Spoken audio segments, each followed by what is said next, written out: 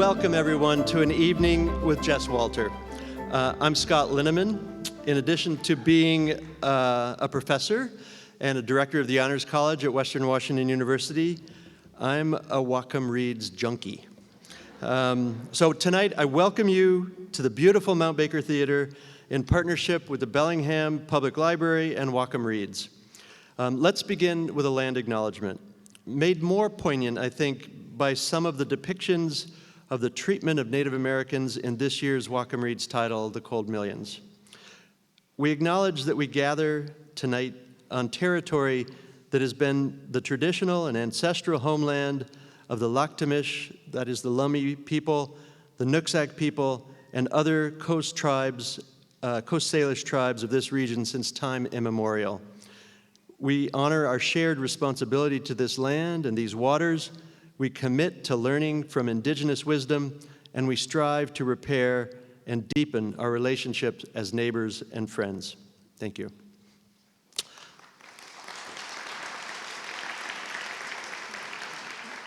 So I know we're all eager to hear from our author tonight, and I promise you will.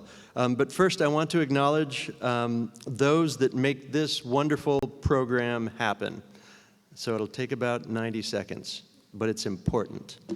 This year marks the 15th anniversary of Whatcom READS. Right on. Since the beginning, Whatcom READS has been a team effort with representatives from Bellingham Public Library, Bellingham Technical College, Northwest Indian College, Western Washington University, Whatcom Community College, Whatcom County Library System, and our community partner, Village Books. So we'd also like to thank Allied Arts of Whatcom County for coordinating the Whatcom READS Arts Challenge, Whatcom Museum for program support, and the Hotel Leo for providing lodging for our author. We're also grateful to the writers who submitted their work for the Whatcom Writes anthology, which includes an introduction from none other than Jess Walter. Major funding for Whatcom READS comes from the Friends of the Bellingham Public Library and the Whatcom Library Foundation. If you bought a copy of The Cold Millions from Village Books, please know that a percentage of the proceeds will go towards supporting next year's program. If you buy a copy of Whatcom READS Anthology, 100% of the proceeds after printing costs goes to Whatcom READS. Let's see a quick show of hands. How many of you have attended a Whatcom READS event before, either this year or previous years?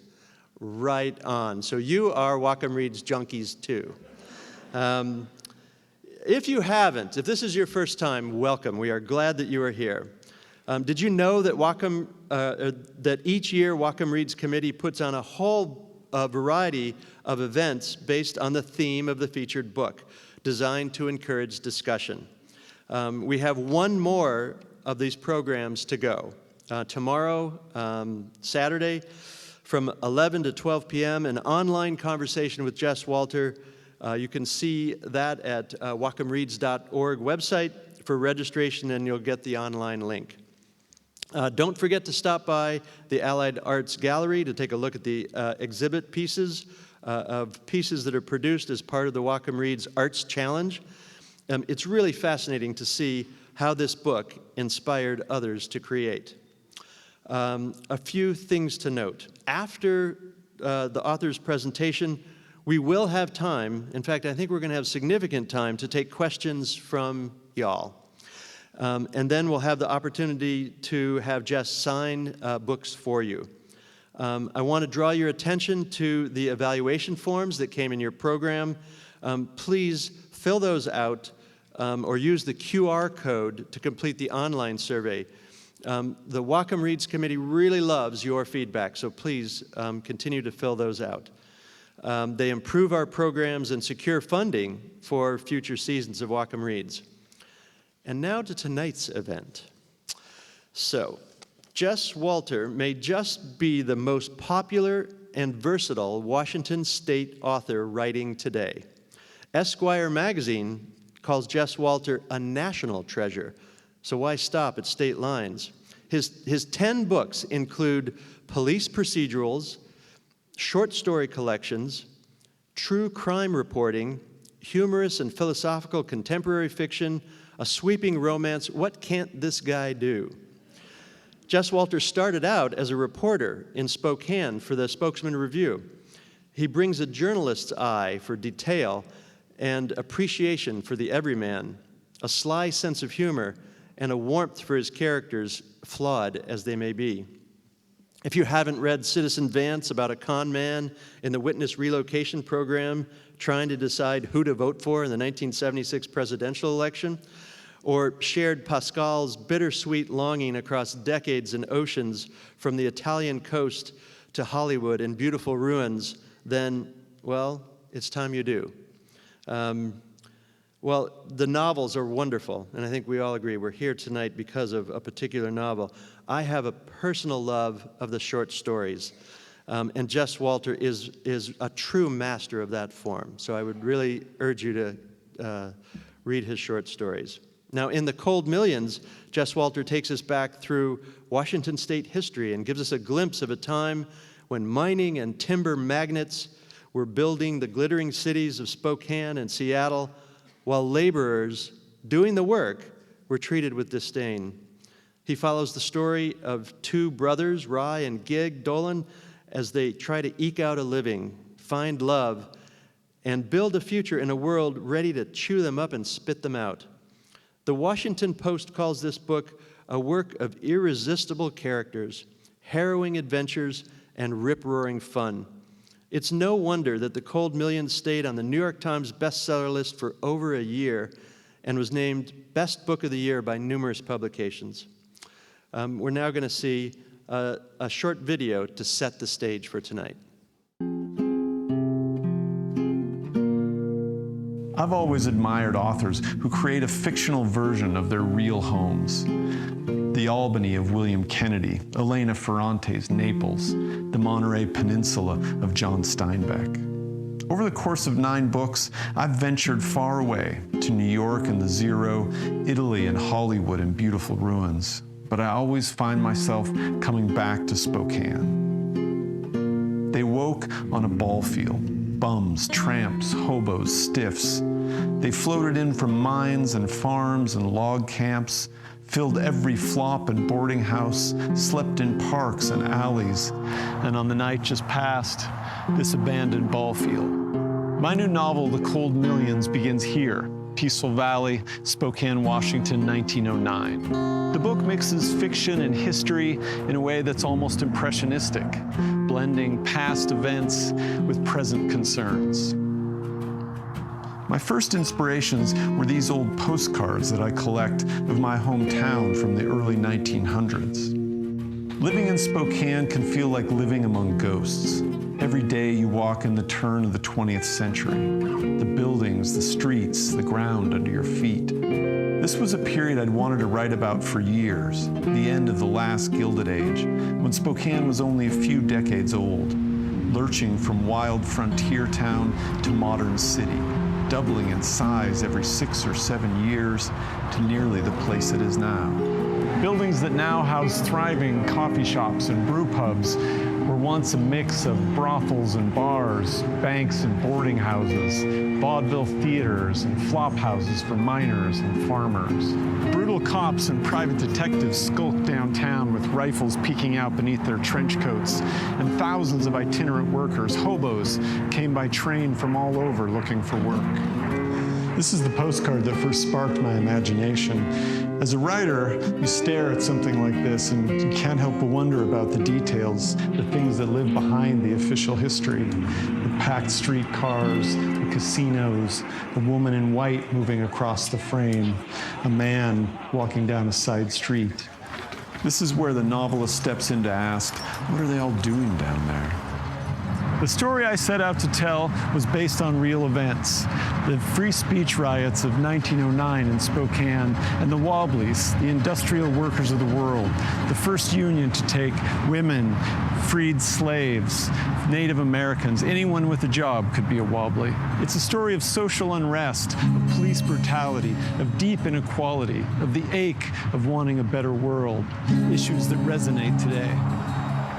The IWW was outlawed from speaking and organizing on the streets. In Spokane, Wobblies staged the first successful nonviolent protests in U.S. history, a model for civil rights leaders and other peaceful activists. Speeches dissolved into riots, police and private goons beat protesters, there were mass arrests, 500 people locked up, the jails so full they threw prisoners in an old high school. The Cold Millions is the story of Gig and Ride Dolan, adventuring vagrant brothers who get swept up in this turbulent class warfare. It's also the story of two women they meet, Ursula the Great, who sings on a vaudeville stage with a live cougar, and the labor activist and suffragist Elizabeth Gurley Flynn, a courageous, pregnant 19-year-old who comes to Spokane to lead the fight for justice. My research involved books, academic papers, letters, hundreds of newspapers. But in Spokane, you can walk right through history, like walking through a neighborhood filled with the mansions of mining magnates. Or a simple clapboard house where Spokane's police chief was shot to death through the window by an assassin. The ghosts are everywhere.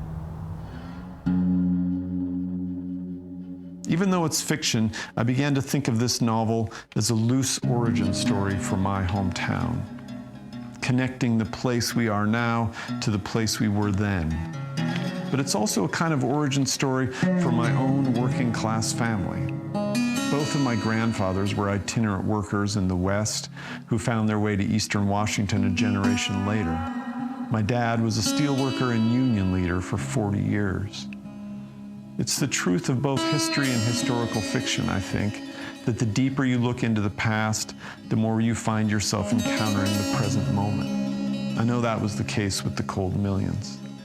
These themes, the nature of progress, our endless struggle for social equality, they churn at the heart of this novel the way the Spokane River cuts through my western city, unceasing and inevitable, carving a path through time and stone to the ocean. Thank you for visiting my town. I hope you enjoy the Cold Millions.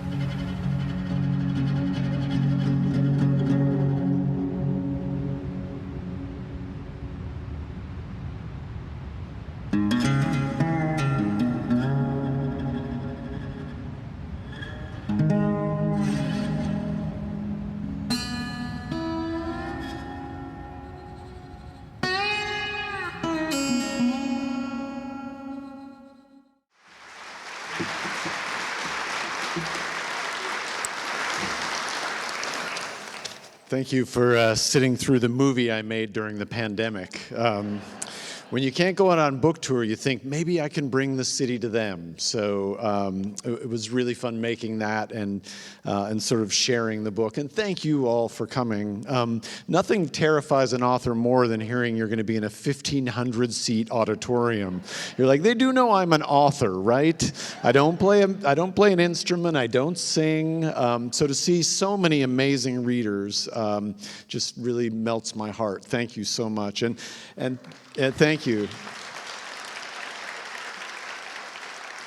And thank you to Whatcom READS. What an amazing events that you put on. I think it was my 32nd event, a ballet that we were doing, a Cold Millions ballet, where I thought, wow, you guys really do a lot. And these hobo ballet dancers are super impressive. But no, like an amazing meal and class and the wonderful music last night at the Chuckut Radio Hour. It's been really wonderful to see community embrace my book especially. So thank you so much. And thank you to everyone from Village Books, from Whatcom County Library, and from this great theater, from all of these things. This book was really amazing to write in a lot of ways, one of which was the response to it, honestly. Now, I love, one of my favorite things being an author is to get letters from readers afterward, to hear how the book that I wrote maybe impacted you. And honestly, my very favorite letters to get are these letters that start out, "Dear Mr. Walter, I'm a student here and I was assigned this book, and I was just wondering if you could tell me what is the theme of your novel. Also, if you could identify the protagonist in any vocabulary new to you, that would be amazing." And I always answer those. I always tell them the theme. I always tell them the protagonist. I figure if they went to the work to seek out the author, that's almost like reading the book. But with the Cold Millions, alongside those great A- papers that I helped to produce, it was wild to get so many letters from people whose families had some connection to this time. Many of them maybe had grandparents who were involved in the labor movement, or parents who didn't talk about those times because of the Red Scare of the 1950s, or had just lost track of that part. But some of them would tell me these amazing stories. My grandfather was a labor activist in this part of the country, and he was tarred and feathered. My great-grandfather was pushed out of this mining camp. My grandmother worked in this brothel in the Silver Valley. Incredible letters. And so that connection to the past, and especially to Washington's past, if I could give one piece of advice to budding writers out there, it would be to find the most interesting time in your city's history and write a novel about it. It makes you aware of the place that you're from, and it connects other people in a way that I don't think I ever expected before I wrote this novel. I did not learn anything about the 1909 labor troubles in Spokane, the free speech protests, the Wobblies, any of that in school. Growing up in Spokane, you'd think this would be a topic that would be covered, but it was something that I had no idea about until I was in the newspaper morgue in my job at the Spokesman Review as a newspaper reporter, and came across Elizabeth Gurley Flynn. I think I was writing about Tom Foley, maybe, and I come across Elizabeth Gurley Flynn, this former president of the Communist Party USA, one of the founders of the ACLU, and for a time, the preeminent labor activist in the West, the rebel girl of Joe Hill's famous song, who made a stand in Spokane and had this moment that sort of stands in labor and progressive history as one of the few triumphs of that time. And so to find this story felt like coming across an amazing moment that, as a novelist, you grab onto. And so I would collect all sorts of information that, sort of shocked me and stunned me. But it was also coming across my city in 1909. Growing up in Spokane, as I did in the 1970s and 80s, was to grow up in a city that was very much an afterthought to Seattle and its incredible growth, and to all of Western Washington. And to find this moment when Spokane was this center of incredible wealth and culture, if you were a vaudeville star or any kind of theater performer in the early 1900s, if you saw Spokane on your itinerary, you thought, oh good, I'm going somewhere civilized. Spokane to San Francisco was a much better route than if you had to go to Seattle, to that blighted harbor town that smelled like the sewage that was always blown back in by the tides. And so to see Spokane in that light, to see it in the light of the Davenport Hotel and these amazing buildings that still exist, was like coming across pictures of your parents in ball gowns and tuxedos. It was like seeing my city in this light that I hadn't ever imagined before. So that was one of the elements that really drove me to write this story, to talk, as I say, about my city and the place that I, in a way that I hadn't known it. Another big element, as I also say in the film, was my family. Both of my grandfathers were itinerant workers in the 1930s. My grandpa Jess was a farm worker who rode the rails and landed in Spokane. And the whole reason that I ended up there is because he hopped a train in the Dakotas and ended up in Spokane doing labor there.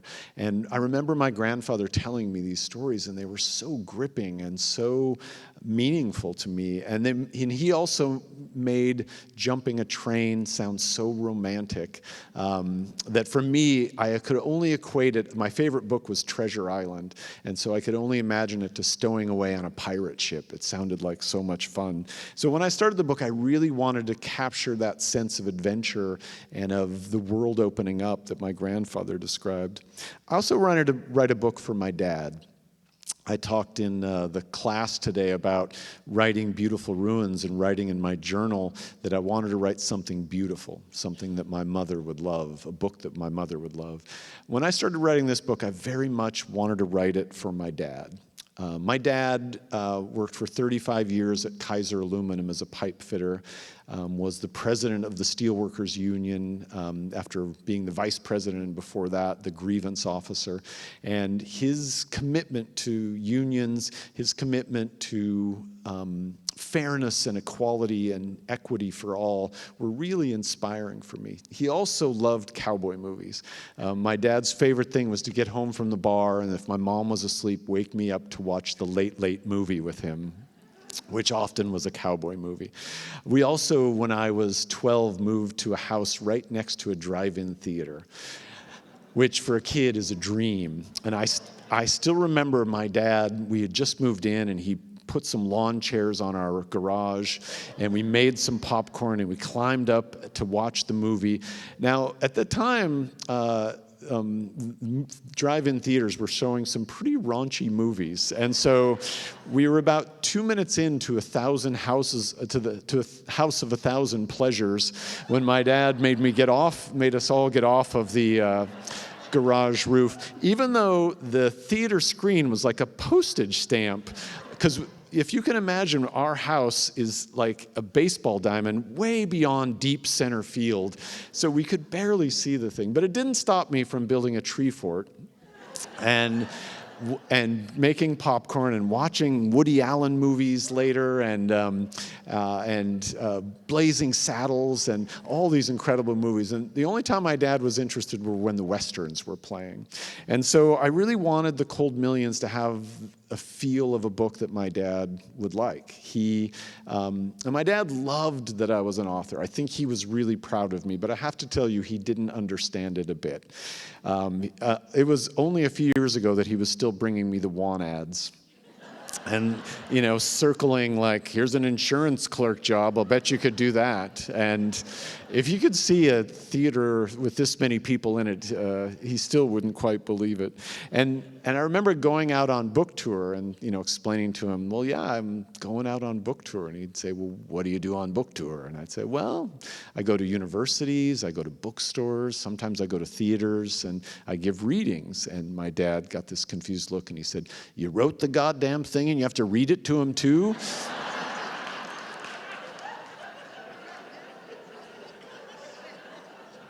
And I said, no, Dad, I just read a little bit and that give them a feel of it. And he said, well, make sure you do. They're adults, for God's sake. So,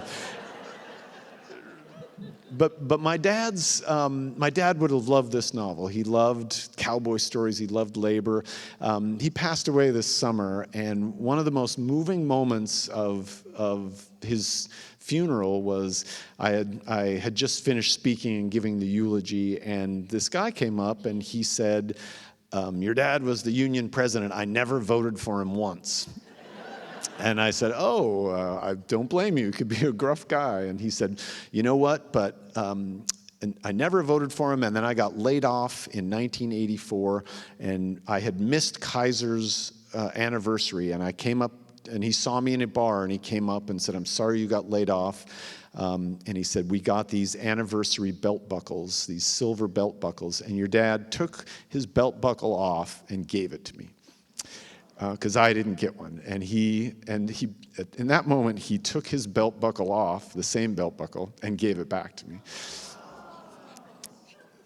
And he said, your dad's commitment to fairness and your dad's willingness to represent even people who didn't vote for him was so inspiring. So for me to write a novel about the early history of unions and to think of it as the origin story, not of the politics of unions or the trade and craft of unions, but really the idea behind unions, the idea behind lifting everyone up, was a huge motivation for this novel. Another one for me, another reason that this novel really resonated, that I wanted to write about it, is a sort of writing confession. A lot of times you're just driven by the language of a novel. The language just makes you want to crawl around in it forever, like these musical notes that you don't hear all the time. And from the very beginning, the language of the Wobblies, the music, the humor.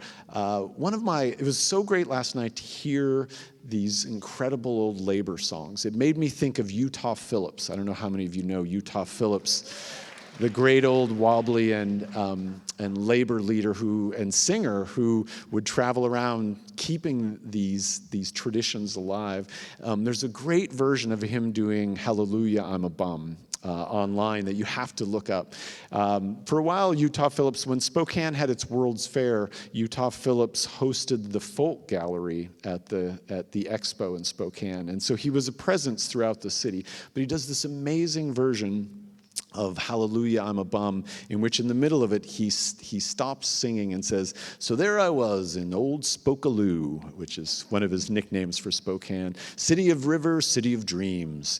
And I'm sitting there on my front porch, and the neighbors are all heading off to work, and I'm drinking a potable beverage when one of the neighbors walks over, and his rotundity, he crosses the street, and he says to me, why, Utah, why don't you have a job? And me, being trained in the Socratic method, respond, why? And he says, well, if you had a job, you could make some money. And I say, in the same vein, why? And he says, well, if you made some money, you could save money and you'd never have to work another day in your life. And I says to him, well, what do you think I'm doing now? And that sort of humor and that language and that zest for life that really carried me through writing this novel. The word bindlestiff landed early on. A bindlestiff is a hobo who carries everything in that little bundle behind on a stick behind him. And so I wrote in my journal that this was going to be my bindlestiff novel. And I was stunned to get to the end and realize I forgot to use the word bindlestiff anywhere in the novel. But there were plenty of strange words that I did use, and my poor French translator, I brought a partial list of his questions that he wanted me to know. These are some of the 19th century, early 20th century words that he was at a loss to translate into French. And I'm just going to read some of them now. If any of you have read the novel, you'll know that it's so rich in that language. Morbs, misery whip, muckers and bum economics, hell and hair on that town, liquor and chance, sporting halls, service clubbers, crib rats, and good God go hungry, what's a hunch below 5 feet, shit souls and rustle boxers, limp rump, ripe ass, fancy mongers, and bargain boys, rust guts, jangle girls, prig pipes, and a bum slathered like a hog. Dwang and snool and 4 rattled metal fetchers, ripe for prigging, a half-miner's bird shot, asking for doubles on me troubles, shoddies and hump ties on the dip. I wrote him back and said, I'm sorry, those were all typos. No, I explained the rich language of that time.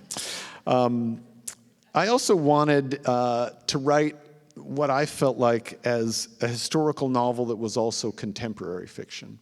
The issues in this novel to me resonated in a way as I was beginning to work on this in 2015, 2016, especially into 2017 and 2018. I think especially the idea of income inequality. When I started writing this novel, the United States had reached a point in which the wealthiest 1% had as much wealth as the the lowest 90%. So most of us in the 90% have the same aggregate wealth as that top 1%. That is even higher than the last Gilded Age. The basic measures of income inequality we hadn't had since 1908, 1909, the very time I was writing about. How do you write about issues like this without being didactic, without it being a screed? And so in embedding myself in a time in which it's so clear to see that the haves and the have-nots are separated by this chasm that makes no sense, that creates this unfairness and this injustice, was a way for me to write about the time we lived in now.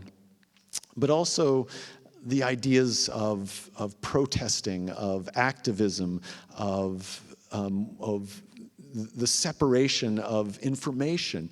I was stunned to see that this isn't the only time where we choose our news based on our politics.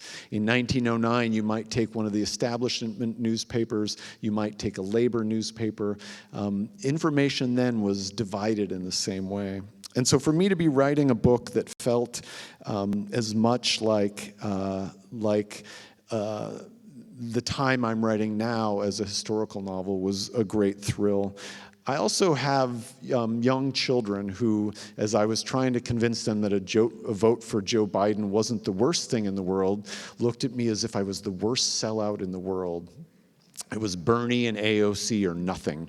And I said, well, I don't think AOC's even running, first of all. And so to try to talk to my kids about these issues, about what it is to be practical, or to have to want a world that's out here but settle for a world here, made me think about my own settlement, my own ideals that I had as a young person. And I started looking around the world at the way young activists were leading the charge in so many areas, striking against climate change. Black Lives Matters and other civil rights groups, and especially for me with young people who were tired of being terrified of gun violence, and watching them in schools battling for common sense gun laws when adults say there's nothing we can do. Of course there's something we can do. Are we doing it? No, but of course there's something we can do. And so to find myself writing a novel with a main character, Rye, who is 17, Elizabeth Gurley Flynn, who is 19, Gig, who is 23, these young people whose idealism won't take no for an answer at that very moment, was the other great thrill for me. I talked about the fact that schools skip over this period of history, and none of my kids, I've polled them, did you learn any of this? No, they hadn't learned any of this. And to talk to them about this moment in the West, especially when there were so many uprisings against wealth, a kind of almost cold class war that existed, that often wasn't cold, that erupted into violence in places like Centralia and Everett and Spokane, was something that I just so wanted to create, and to show them the Spokane that I had written about and discovered. As I was working on this novel, I had this image of 1909 Spokane and the way the railroads had suddenly connected the world as being another parallel to the world we live in now. The way the internet has connected the world in the last 20, 25 years is so similar to the way the railroad connected the world. And in that comparison, Spokane lies at the center of 7 main railways, all squeezing through on their way west, one heading north to Bellingham and British Columbia, one heading to Portland, south to Portland, one heading west to Seattle. Almost everything that came through Idaho and Montana and all that wealth was squeezed through Spokane. And to think of my place that way, and to think of all this violence coming together in this one moment, and a city that is just barely past its teenage years, doubling in size every 7 years. It reminded me of the TV show Deadwood, but with 100,000 people. This incredibly violent place trying to find out what it is to be civilized. And so to be writing that book in my hometown and to be walking those streets was one of the most profound experiences. And for those of you who are writers, I like to, as I said in the video, I like to venture out. My new book is called The Angel of Rome and Other Stories. And my two favorite things I've realized as a writer are to leave and to come back. And to come back and experience my city, to walk around in this incredible turn-of-the-century architecture. I still remember one of the most profound moments of writing this book. I was reading about John Sullivan, who is a character in the book and was the police chief of Spokane during this period. And Sullivan was in many ways a sort of antagonist to this movement. But I found him to be a fascinating character. And as I'm doing my research, I come across 2308 Cinto, the house that he lived in when he was shot to death, and which is a thing that actually occurred. And I thought, oh my gosh, I can just get on my bike and ride down there. So I rode my bike to that spot, and I stood in front of the house, probably in the same place that the assassin who shot him had stood. And history to me was suddenly right in front of me. It was, I could reach out and touch this house. The house is still standing just above the police station where he worked. And in that moment, I had this realization that I was writing in the very place and in the moments that these people had walked, a sort of living ghost story that was in every way as relevant now as it was then, and the place was as relevant then as it now as it is then. And that moment really pushed me through the rest of writing the book. It also informed the idea that I would bring these first-person voices in, that I would have people tell their own story, almost as if I got to somehow channel those old voices. As I said, schools don't necessarily teach this, or didn't. I'm proud to say that in Spokane, they're starting to. And I visited a school recently. There's a school in my neighborhood for an alternative school called the community school. And these are kids who maybe haven't done as well in traditional high schools. And so they all go to this great school. And I visited there, and they were reading The Cold Millions. And one of the history teachers told me, this is not a group of students who loves to read. I have to tell you, most of them have ended up here because they've had trouble in other schools. They've failed classes. We're just trying to get them through high school. And we're trying to teach them Washington State history. And instead of, going through each date and each person, we thought, let's give them this novel and see what happens. Well, he had this brilliant idea. He said, come with me. And he took 2 classes, and they walked 8 blocks from the school to John Sullivan's house. And he read this paragraph, which I'm going to read to you.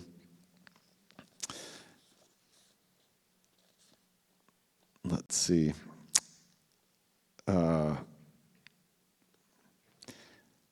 We always lived in the flats north of the river, for even on a chief's salary, the South Hill was beyond us. And I should offer that as proof of my honest heart, for did a policeman ever take a bribe? Sure. But as God is my witness, one cop who never took a dime of that city's whore money was me. And look, I'll not ask for credit for doing my job without being shite, but sometimes an honest man has the hardest go of it, especially if he's not perfect or smart, and God knows I am neither. I said so to Annie as she left our house to go to the theater, but she said again, you're a good man, John.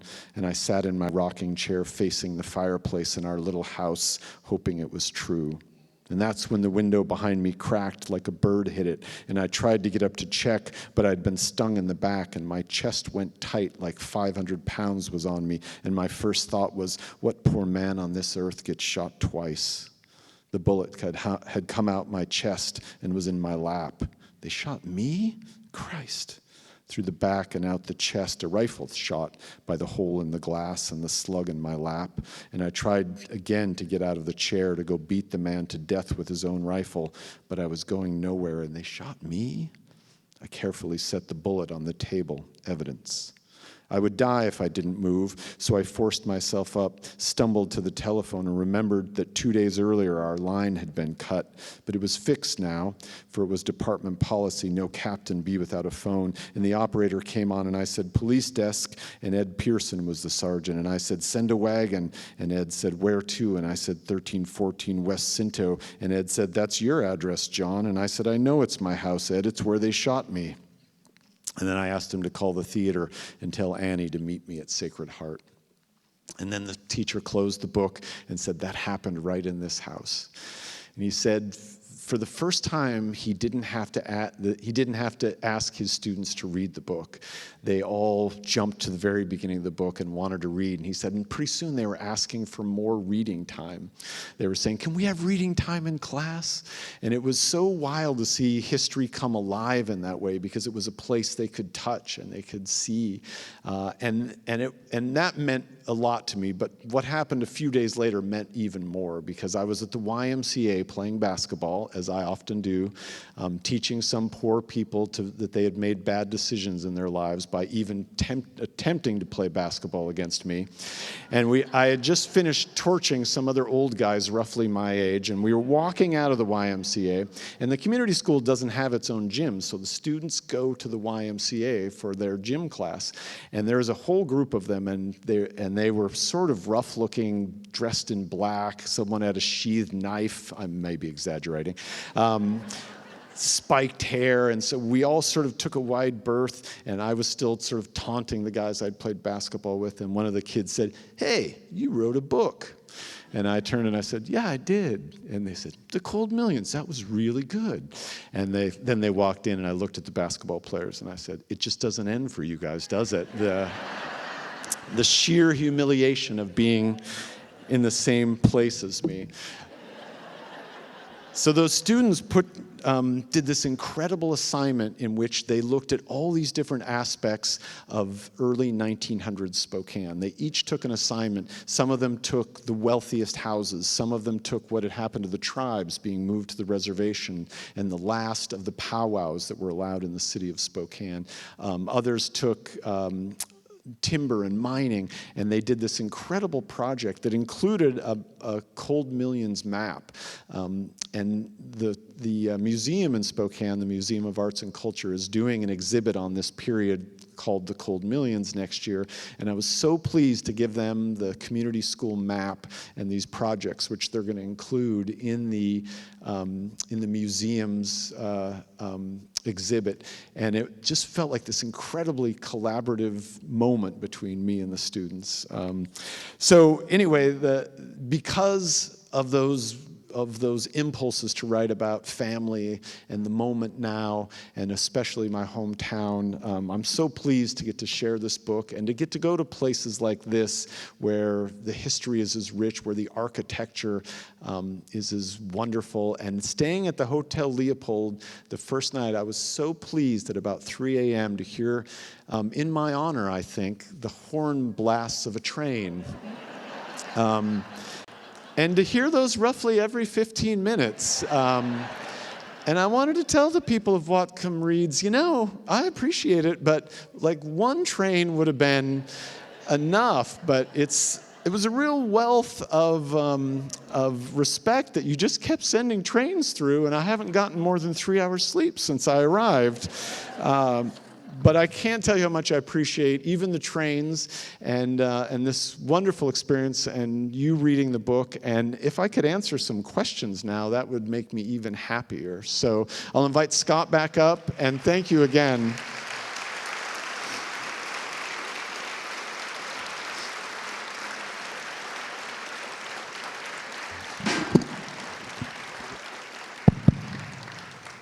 I think we need a All right, second now microphone. is your chance. So we have microphones set up in the main middle aisles. You can line up and ask a question of the Whatcom READS author. So, what do you have? Here comes the first one. Sir. So you're familiar with Spokane. A little bit. I wonder if you were to get a group of high school students and take them out into the community to do a survey that was the power structure study of Spokane today, how it would compare to the power structure of Spokane talked about in this book. How would the power structure of Spokane now compare? That's such a great question. I climbed up on my soapbox to talk a little bit about the unfairness of housing in our country and how each city is left alone to deal with a problem that's so much more systemic than that. And so, like most communities, Spokane is really dealing with a housing problem that feeds other problems, crime, vandalism, all kinds of things. So I think one of the first things would be, like most cities, to figure out why Spokane is thriving and why we also have this incredible homelessness problem. And I think that would be a systemic question that would be so interesting to ask. Spokane used to be sort of run by a handful of wealthy families that survived this period with their wealth intact. Those families still, I think, have a great deal of the wealth now. I think things have changed and haven't changed in some ways. But I think one thing that is completely changed is that Gonzaga basketball is the real power in Spokane. That seems to be the only thing that's really thriving all the time. Everything else is sort of hit and miss. As I said last night, Spokanites were stunned to find out that their houses had gone up in value like the rest of the state. And so we've all been wandering around in a state of Zillow drunkenness that is sort of embarrassing to see. My house is worth $800,000. And it's like, yeah, but you have to buy another house if you sell it. You haven't made any money. It's just, we've just given out twice as much monopoly money as everyone. So, but that would be such an interesting question to see.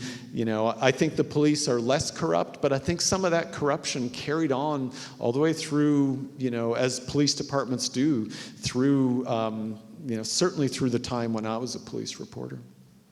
Yes. Is this on? Oh, okay, it's on. That was a good question. Is this on? I can answer that. Yes, it is. Next question. First, let me express my appreciation for your novel. As Thank a you. recent transplant to Washington State, it gave me a whole new view of Spokane, and I was really interested in the history. I was wondering if anyone has expressed interest in the movie rights, and if so, and you were going to do a cameo, which character? Wow. I thought maybe you were going to make an offer on the film rights. There's been a little bit of interest. There is more as a limited series TV show. And so we've had a few conversations. I can tell you the least satisfying one was someone said, all right, here's my pitch. Gig and Rye, they wake up on the ball field, you see them working, and then Rye takes his hat off and his long hair falls, and Rye's really a woman. And I said, oh, that could certainly work, but I don't want to take away from the fact that there are really strong women characters, Elizabeth Gurley Flynn, for instance, and so I was a little bit dubious of that, but there has been a little bit of talk. Hollywood, I've been going back and forth to Hollywood forever, and they option a lot of things that they don't make, and so it could certainly happen.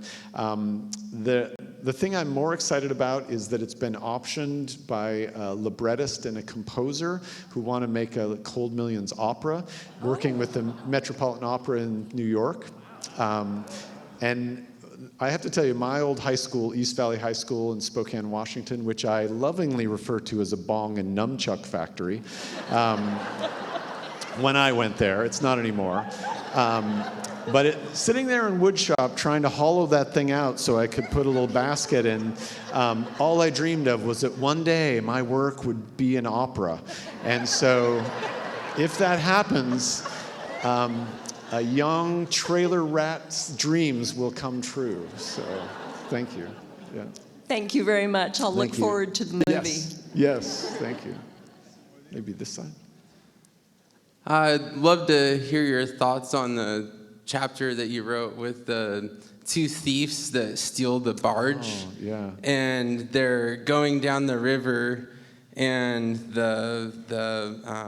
they're obviously running down the river, and then he kicks the barge operator off of the boat. Right. And the last thing he says as he's going off the waterfall is "watch me." Or, I can't remember if it's "watch me" or if it's "see me." Yeah. But I feel like there was a theme throughout the book of being seen and watch me, see me, and see this happen. I'm going to forward some of those student emails to you because you're exactly right. That is the theme. It's interesting because as I was working on this novel, I wrote a short story called Plants Ferry. And Plants Ferry was the first way to cross the Spokane River in the 1800s. There was no bridge, and so you'd go to this ferry. And when the river was really high, it was a pretty treacherous crossing. And so I had this idea of someone stealing the ferry, so I wrote this short story disconnected from the novel. And there's Antoine LaPlante, who ran Plants Ferry, had married into a native family and was French-Canadian and native himself. And so I imagined a young native boy a Spokane Indian running the ferry, and I had a character in the novel named Jules. And as I finished that story, it ran in Harper's Magazine as a standalone short story. I thought, oh my God, that's Jules from the novel. What if he's the boy? It's one of those great moments of being a fiction writer when these things connect in a way you didn't appreciate. And indeed, the kid who steals the raft and is shot as they're escaping and can't leave the raft as it hurtles along the Spokane River toward the falls, has this moment where he thinks that all we want in the world is to be seen. And in that moment, as he knows his life is ending, to be seen by this boy is to give him life and meaning. For a novelist, that's really meaningful too, to think that you are bringing characters alive and having them be seen. And so it becomes, I think that becomes a motif for the novel. If you've read the novel, you know that Rye's brother Gig suffers a similar fate toward the end of the novel, and that the idea of dying in the novel is often called going over the falls, as the kid does. And so it establishes this moment. For me also, it was a way to write about Spokane's entire history. 1864, the city didn't even exist. It was nothing but a ferry and a few Indian villages and a couple of trader outposts. And so to start the novel in 1864, but embed that story within the novel, and then end it in 1964 with Rye walking along that same river, was a way to make an homage to one of my favorite novels of all time, 100 Years of Solitude by Gabriel Garcia Marquez. And in this way, I felt like I could capture 100 years of my city. So you get an A, young man. Thank you for that great question. Thank you. Thank you. A minus, though. Sorry, I'm a tough grader. Fellow newspaperman for Blaine Northern Light, biggest paper in the county by circulation. Oh, that's wonderful. Yeah, so thank you for giving me hope to all the journalists. Yeah, thank working you. For peanuts. I would say thank you for your service, but that would be disrespectful to veterans. So I will say thank you for I wasn't a veteran, just a brat. Yes, right. Thank you for your type-stained fingers. Exactly. I was told to ask you where in Spokane you live. You're somewhere on the west side, right? And why? You said the directions. You told this friend of mine that you drive down the streets and you see the couch for sale on the porch, and it's the second house on the left. Or something. Yeah, that is how you find my house. You turn left at the chickens, and it's funny, people would sometimes ask me when I would especially go to Seattle, they would say, why do you live in Spokane? And I would just lose my mind. I would say, why do you live anywhere? Does anyone ever ask Philip Roth why he lives in New York? I live where I live, okay? And they'd just be like, no, I just mean, how did you get there? I could sometimes be defensive, but I've almost always lived right on the river. My family lived in a house just next to the railroad tracks by the river, and so now I live on the kind of the furthest west end of town. If any of you have ever run Bloomsday, you run up Doomsday Hill on the west end of town, and then as you circle back toward downtown, you run right near my house. And in fact, I like to set out a little water station, but I have glasses of vodka and gin, and so as the runners, they have this shock, and about half of them thank me and some of them stay, but I didn't tell you it was water, you just made the assumption. So yeah, I live, that's where I live in Spokane. Yeah, thanks for your work. Thank you. Yeah. Stop by for a gin sometime. So first of all, having been brought up in Seattle, my first adventure to Spokane was to buy USGS maps because apparently that was the only place that I could get them. It was The big map store on Howard. I know that place. Yeah. Anyway, and I got my maps, and then I tried to hop a freight train out of town. This was in my 20s, and it didn't work out so well that time, but I had other freight hopping adventures since that were much more successful. I wanted to ask you about the character Jules. And I was fascinated as you were talking about your family coming to Spokane and the character Jules, and it was an interesting relationship with his family, and it made me think about the native people of that area at a time when, as you were saying, it was doubling every 6 or 7 years. That in your research for the novel, I'd love to hear just more about what you found out about the native peoples and that whole relationship between the settlers and the native people. Yeah, I mean, Spokane's history is not a lot different than most places. We all live in, most of us live in places named for the people who were driven out. The word Spokane was the name of the tribe, Children of the Sun, and an especially brutal period that took place just before that scene on the ferry when the Spokanes were involved in an uprising that emanated out from the what we called the Whitman massacre, but was part of a much larger skirmish and battle and war between tribes. The Spokanes didn't really have much involvement in that, but there was a battle just south of Spokane at Steptoe Butte in which some soldiers were routed by a large contingent of tribes, Umatilla, Yakima, some Spokane, some Palouse, many different tribes. And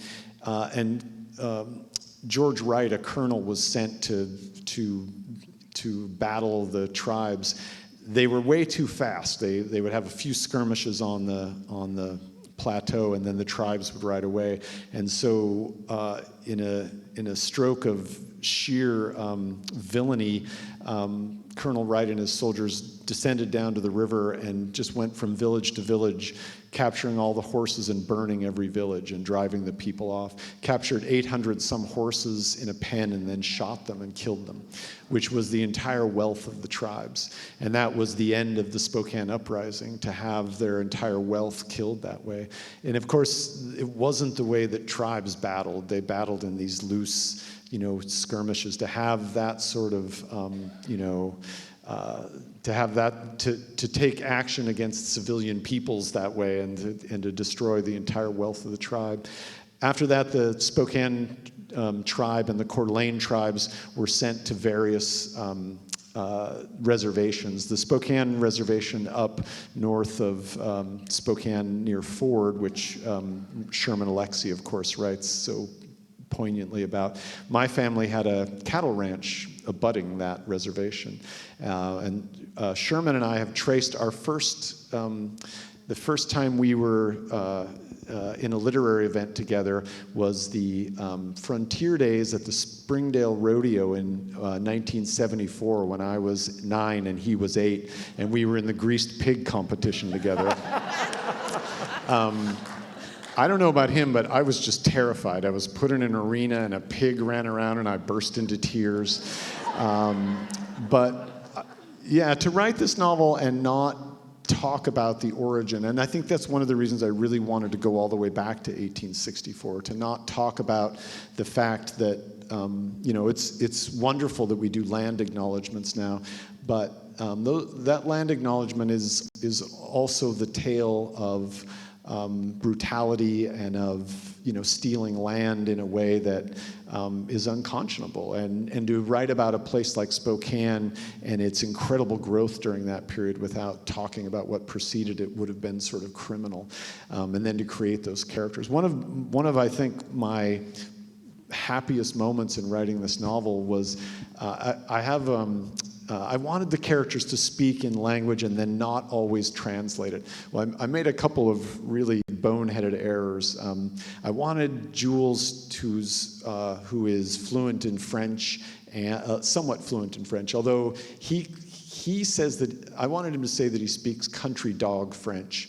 And so, but instead of writing Campagne, I wrote Champagne. So he speaks champagne dog French, which it was another thing my French translator was like, what's that mean? And that one I could actually say, that actually was a typo.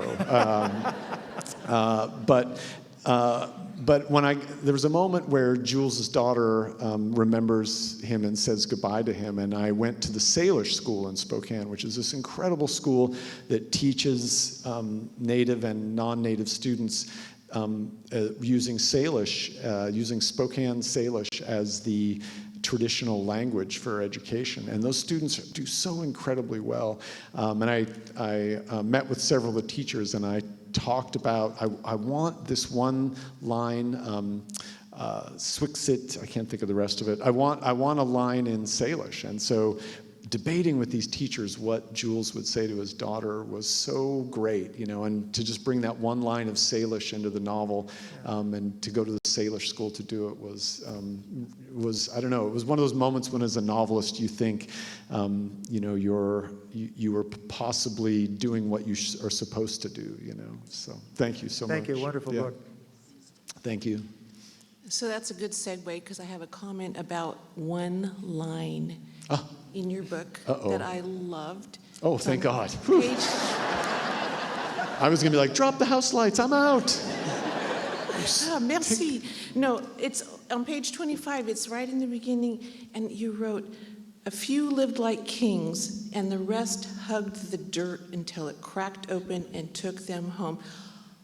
Oh my God. Thank you. Thank you. It's not a question. I just wanted to say thank you, not only for writing this book, but just for writing this line. And I guess that's a thematic line. I don't know, but I love it. Thank you. Thank you. Thank you so much. Thank you.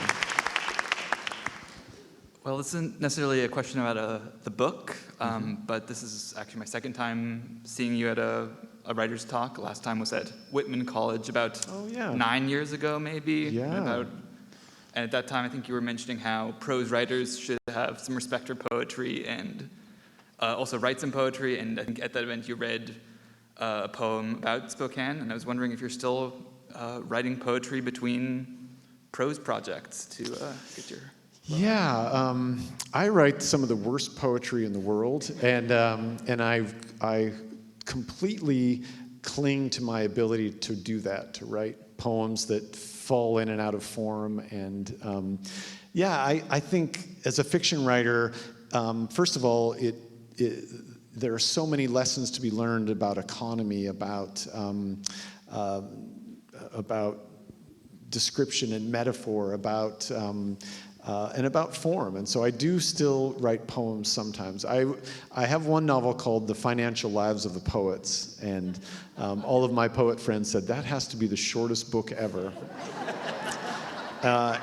And I started to write this book about a guy who decides that he's a financial reporter for a newspaper, but he's a sort of amateur poet, and he decides he will deliver financial news in verse. And And he spends all of his money to start this website back when all of my journalism friends were like, I'm quitting my job to start a website. Like, can anyone start a website? It turns out you can. And so he starts this thing called Poetfolio, which is like portfolio. And of course, it fails miserably. But as I was writing this, I thought, I'm going to write poems for him. And I kept thinking, I'll be embarrassed to share my poetry. And so I had to fool myself and say, I'm going to write a novel about a bad poet. And so I started writing these poems. One is about a guy who talks about when he runs for office, his only issue will be getting moms out of thongs and back into hammocks with leg holes the way God intended. So, I know. And so these are the sort of poems that I thought I would write, And I thought, he'll be a horrible poet. He will be, and that will be funny, and that'll be so much fun. But then I'd be writing the poems, and it'd be like, oh, but I like this one, and I would sneak it into the book, and then people would, I would go to readings, and they'd be like, how did you write such terrible poems? And I'd be like, because I even kind of liked the one about the hammocks with leg holes. It turned out, even if you write poems that you don't love, the act of writing poetry is like writing a song or any art, is such an immersive, creative thing that you end up, I ended up sort of, loving those little things. So I still write those kinds. I write these really big, I did read, I think, Song of Spokane, and I've written one called Song of Seattle, which was great fun. I do write these great big, I would call them Whitman-esque, but they're not really Walt Whitman, more like Whitman candy sampler. That's sort of the level of poetry that I write. But I do still write those kind of great big epic poems. So maybe I'll write a song to Bellingham, who knows? So, yeah. I did overhear someone say, my first roommate was a Wiccan, and I think that'll be a line in Song of Bellingham. My first roommate was a Wiccan. What rhymes with Wiccan? Hello, Jess. Yes. Hello, fellow worker. They talk. Good to see you again. It's great to see you again. It's been 24 hours. I know. It's been too long. There was a question I wanted to ask you last night. Unfortunately, we didn't have time. Now I get my chance. It kind of revolves, once again, around one of the most poignant characters in the story, Jules, who is worthy of a novel, a separate novel, maybe a Whitman-esque poem. Yes. And Jules is imprisoned, put in jail for having the temerity to stand up on a box in public and sing the Marseillaise. And he gets like half a verse into it and he goes to jail. Badly mistreated. He's sort of an accidental wobbly. He kind of signs up into the Union, I think, that hours before he gets arrested. But you make allusion in a couple of places in the book to the actual fellow worker IWWs who died as a result of their time in jail. And I'm assuming that you came across some references to those fellow workers, Sam Chin and J.J. McAdams. I just wonder if you can tell us anything about these two real characters. I don't have all my research in front of me, but the thing that struck me was both of them were released from jail the moment it became clear they probably weren't going to make it, and sent to the hospital. And so the jail would deny that their treatment had anything to do with it. But they were forced to survive on bread and water, moved either in one of the most barbaric jail situations, stone floors, or in some of them, at least one of them was in the holding pen where they had packed 26 men, moved to a school with no heat, that was repurposed as a jail. So the treatment was barbaric. I know there's a move to build a monument to in Spokane to Elizabeth Gurley Flynn and to those workers and to others who, at least one other who was worked on the industrial worker who was beaten and killed. And so I think the violence in Spokane, because they didn't die in jail, wasn't always reported that way. It was reported that way in the industrial worker, but in the establishment papers, it was that they had died because of pneumonia, because of other causes, without mentioning the fact that they had just spent 2 months, in a brutal jail. So yeah, that's the basic research that I remembered. I wanted it to be Jules. I wanted it to be a character that we knew and that we saw, but in the same way who was released, who was released right before he died. And so that was definitely taken from those two cases. Yeah. Yeah, it's really wonderful because Jules did die in your story of diabetes, the same as fellow worker Sam Chin did. Yeah. Who was the actual secretary of the IWW in Spokane just before the free speech fight. Right.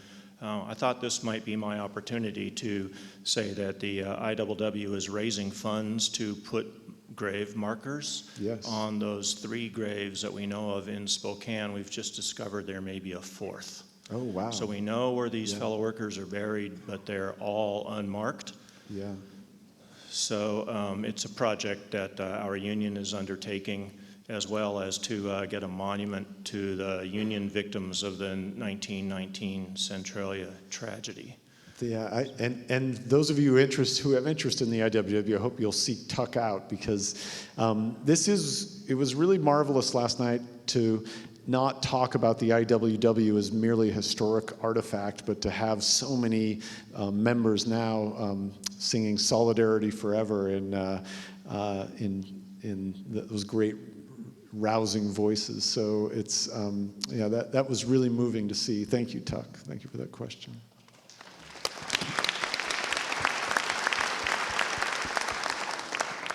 I listened to your book on audio. It was delightful, but unlike many audiobooks, it had several different narrators, and I was wondering, did you have input into that production?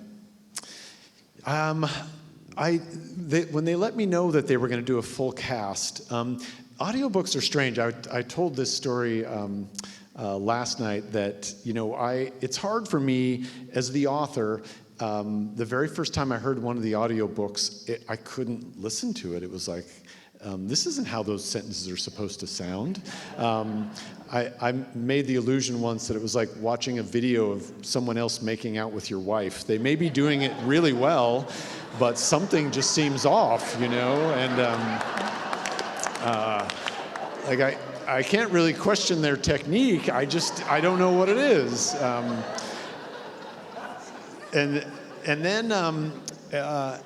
And as I mentioned last night too, I got to do the audiobook of Financial Lives of the Poets, and they're like, you need to come up with voices for the different characters, and I'm like, this is the voice, and as I said last night, I'd just been in a restaurant and I'd seen this older guy, and the waiter said, can I get you anything? And he said, no thanks, I'm waiting for someone. And I thought, it's Sean Connery.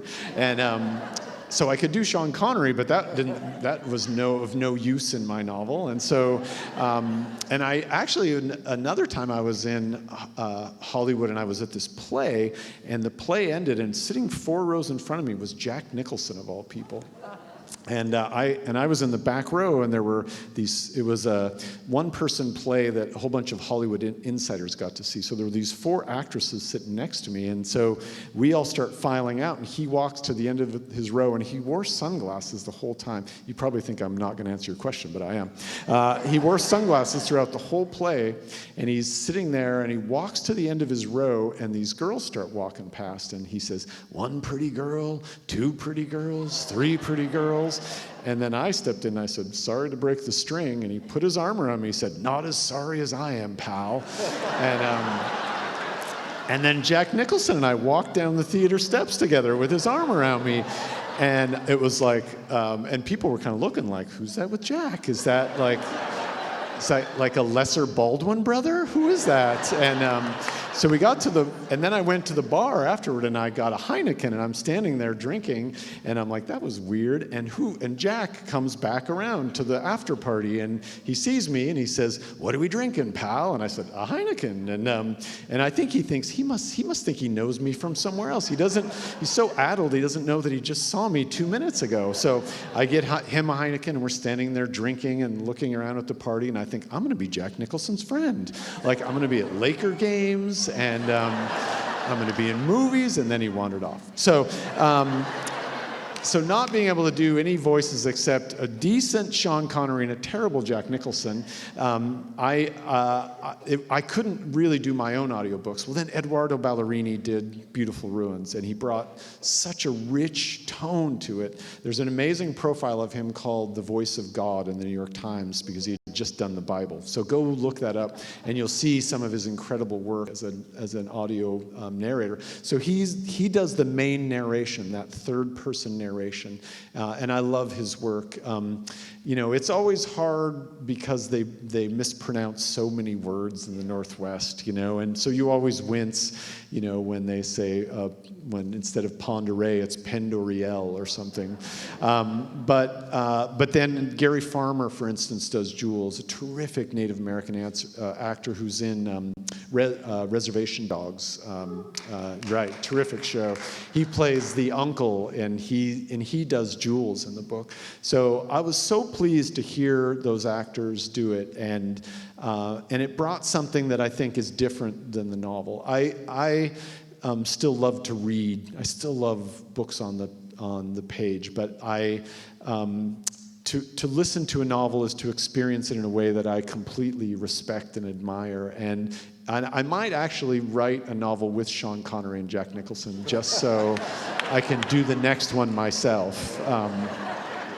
It'll be the three of us hanging out mostly. So. Moving to the minutia of plot devices. Yes. In the climactic scene on the courthouse house steps when Rye has made his way through the crowd and is seeing Elizabeth Gurley Flynn depart, you make a point of mentioning him being jostled by the crowd and someone bumped into him and he was bumped this way and that. Was that deliberate to leave the readers in suspense for several dozen pages as to whether or not he still had the envelope in his coat pocket? Yes.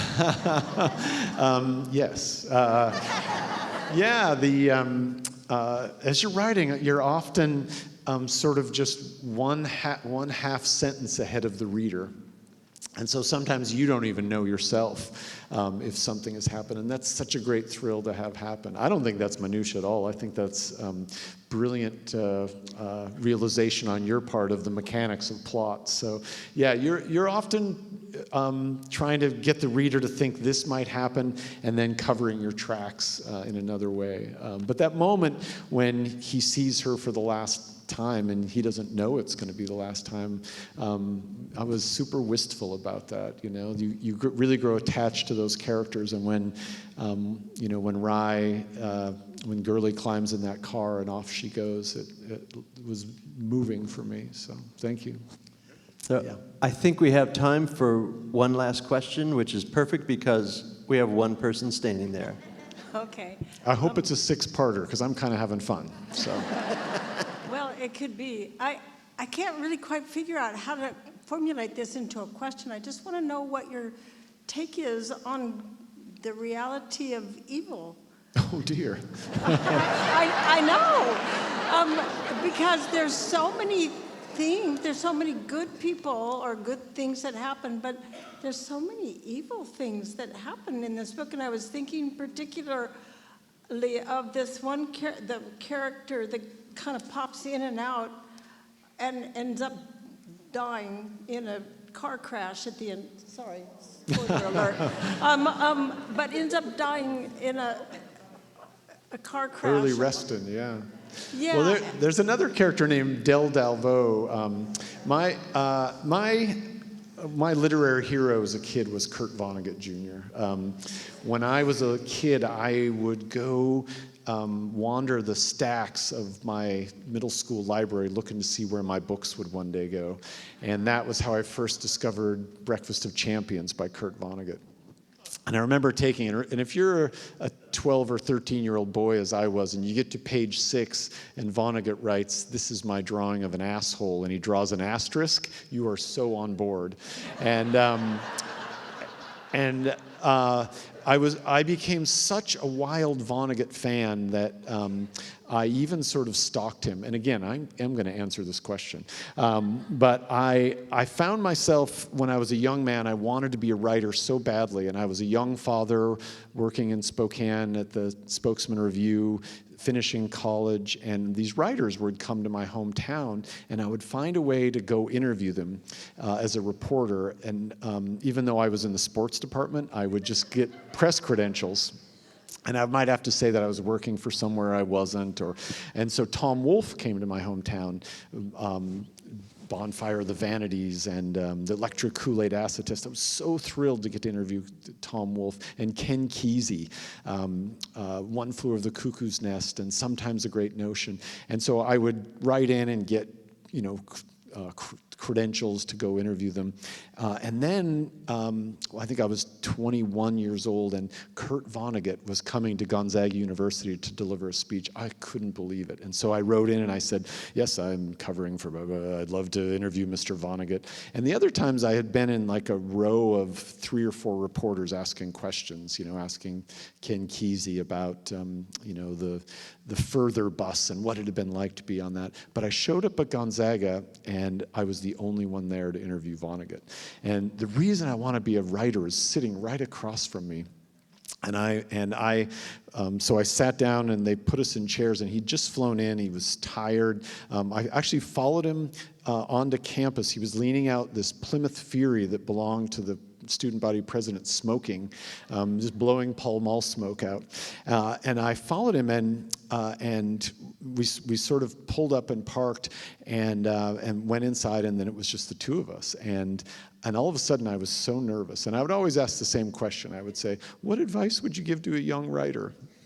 I would ask Kesey this, I would ask Wolfe this. So I'm sitting across from Vonnegut, and I'm like, what advice would you give a young writer? And he kind of looks at me, and remember, I had written a letter saying that I was, working for a certain publication, and he said, can I ask you a question? And I said, sure. And he said, how old are you? And I said, well, I'm 21. And he said, and you're working for Esquire? And I said, well, they haven't exactly accepted the piece. And he said, and what's your question? And Vonnegut then proceeded to tell me to sit and talk writing with me for like 10 or 15 minutes. It was so great. And but one of the things he always said was his advice to writers was to cut the first chapter and put a villain in it.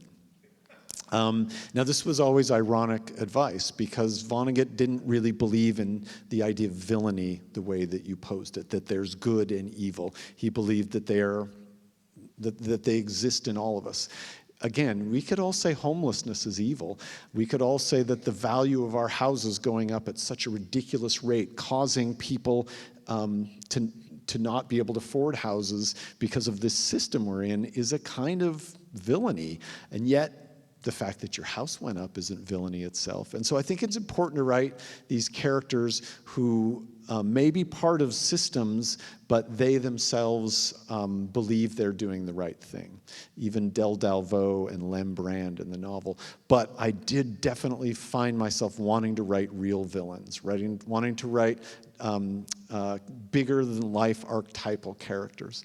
To finish the Vonnegut story, I wrote that I took my notes when I was 21 years old, and we finished, and he said, I'm sorry, but I'm really tired. I have to speak later tonight. Is it okay if I go get some rest? I said, of course. I'm sorry I took up your time. And he said, no worries. And so that night he gave his speech. It was so great, talked about putting villains in your work. And afterward, he sort of saw me in the front row, and he called me up, and he said, I'm sorry I had to leave early, but did you get everything you needed? And I said, I did. He said, well, I look forward to reading it. So flash forward 20-some years, and Vonnegut comes back to my hometown, and I take my daughter, and I write a piece for an alternative paper, and I tell that whole story about stalking Kurt Vonnegut and him being my literary hero and the writer who made me want to connect humanity with humor, with serious issues in a way that made me want to become a novelist. And I end it with him saying, I look forward to reading it. And then I say, well, here it is, Mr. Vonnegut. So imagine that not long later, you walk out to your mailbox, and there is a brown paper, manila envelope that says on the outside, Vonnegut, 48th Street, New York. And it's addressed to you, and you open it, and it's a leather-bound copy of The Sirens of Titan. And you open it to the title page, and it says, to my fellow novelist, Jess Walter, this is the one book of mine that wrote itself, all the others refused, your friend Kurt Vonnegut. Well, now you realize you have a correspondence with Kurt Vonnegut. And so I had just finished the novel Citizen Vince, and so I sent it to him, and he sent me back a postcard, a Kilgore Trout postcard. On the front it says, life is a terrible thing to do to an animal, Kilgore Trout. And on the back he wrote, Dear Jess, thank you for sending Citizen Vince, read it right away, loved it, congratulations, your friend Kurt Vonnegut. And I'm like, oh my God, like all I have to do is write a novel and send it to Kurt Vonnegut, and he sends me a postcard. Finished my next novel, The Zero, and I sent it to him, and it has an epigraph from Celine. And the last thing Vonnegut wrote to me before he died was on a postcard, Dear Jess, read the beginning of The Zero. It starts awfully well. I think he was tired of reading my books by that moment. And he said, do you know what Celine said about the Nobel Prize? Every chap-ass in Europe has one, where's mine? And that was the end of my correspondence with my literary hero, Kurt Vonnegut, who taught me to put villains in novels and to try to make them funny and to invite people in. And thank you so much for reading and inviting me in here tonight. And thank you.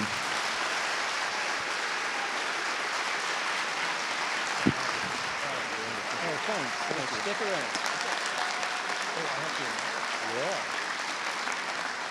So, thank you.